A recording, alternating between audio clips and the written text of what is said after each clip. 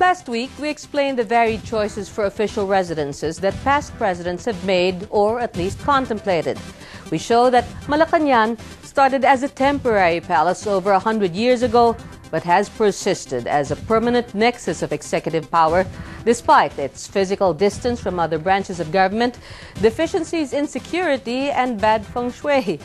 In a few days, the President-elect Benigno Simeon Aquino III will take his oath and address the public for the first time at a similarly storied structure, the Quirino Grandstand at the Luneta. After the ceremonies at Rizal Park, the new president has opted to take his celebration to another historic site, the Quezon Memorial Circle.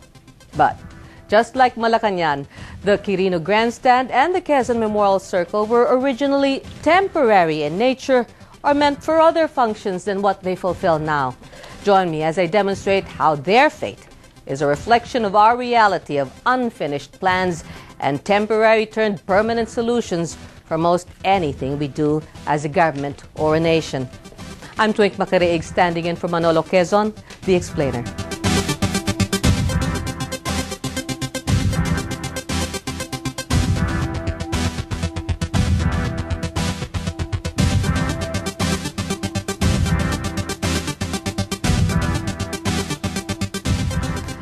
The first big inauguration was Aguinaldo's at Barasuain Church in Malolos, Bulacan in 1989, which was replicated by President Estrada in 1998.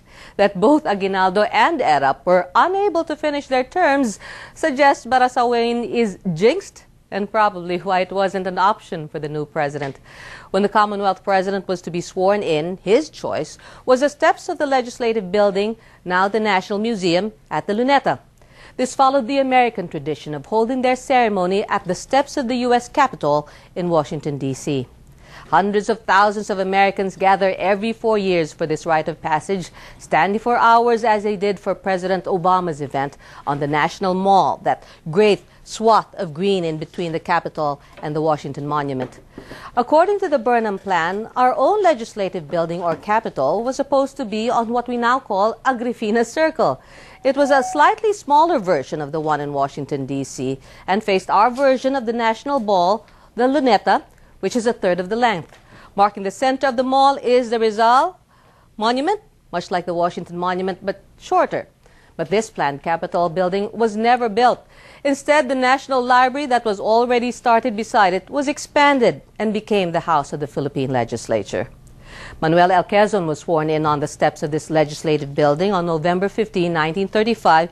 Because of the war, though, his term was extended twice, and he was sworn in on Corregidor in December of 1941 and in Washington, D.C. in 1943. That year, back in the Philippines, Jose P. Laurel was sworn in as president of the Japanese-backed government, also on the steps of the Legislative Building.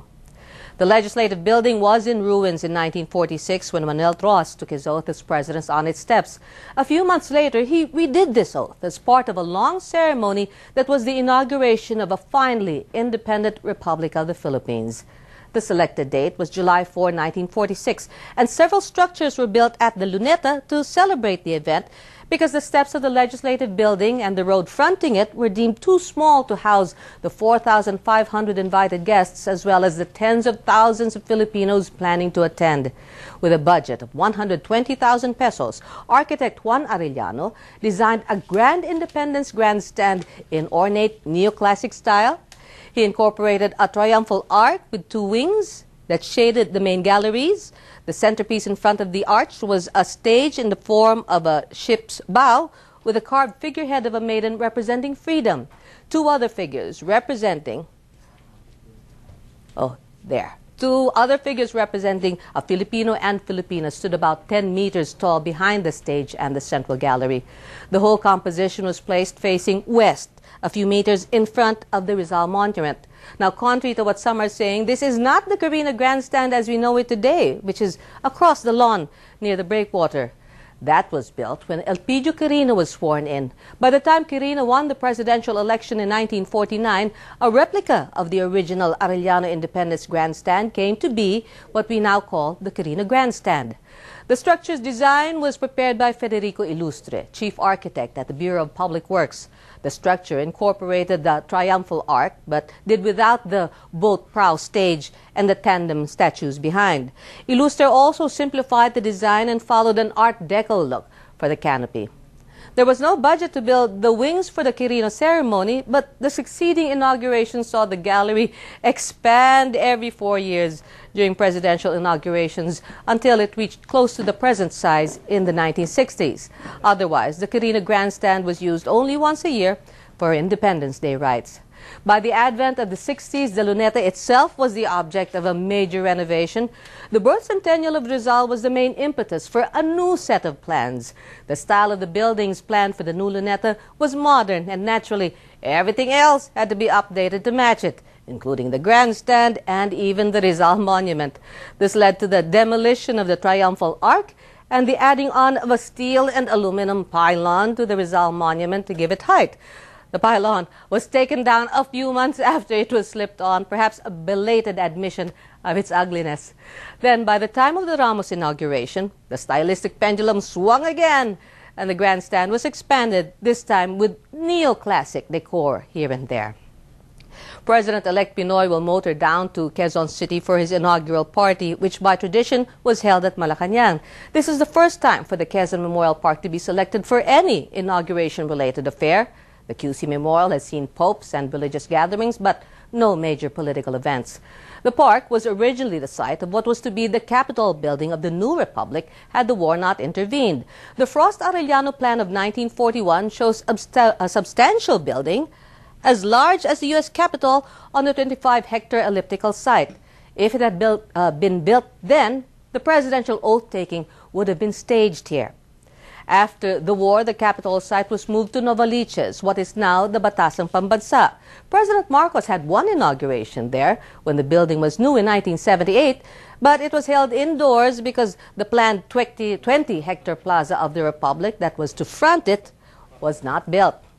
Back at the original elliptical site of the Capitol, instead of the Capitol building, a memorial to Quezon was planned. The Quezon Memorial Committee, established by President Rojas in 1945, sponsored a competition for the design, and that was won by the previously mentioned Federico Illustre before he became head of the Public Works Department and before he was to design the Quirino Grandstand.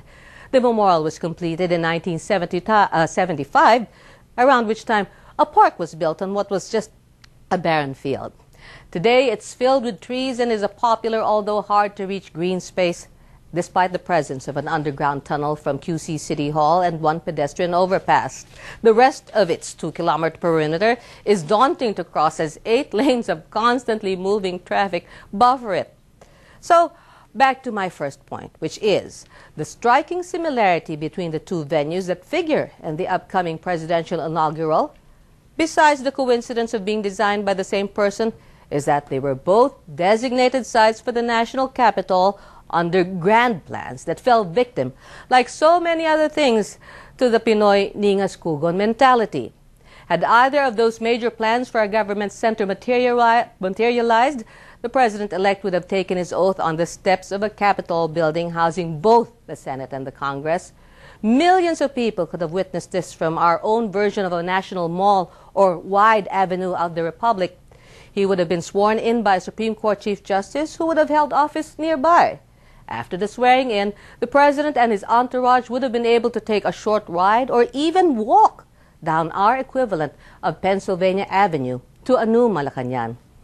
Instead, the country's most important civic celebration, the president's inaugural, is being held in a crumbling facility that doubles as the venue for the gatherings of a religious cult and a memorial park, an unfortunate reflection of a long-standing culture of ad hoc default decisions where the path of least resistance is the road always taken and traditions and institutions appear founded on whimsy. If this is what our civic spaces and structures have come to symbolize, then so help us God, indeed. When I return, I'll be talking to Carlos Celdran, whose famous walking tours have covered the Quirino Grandstand and the Quezon Memorial Circle.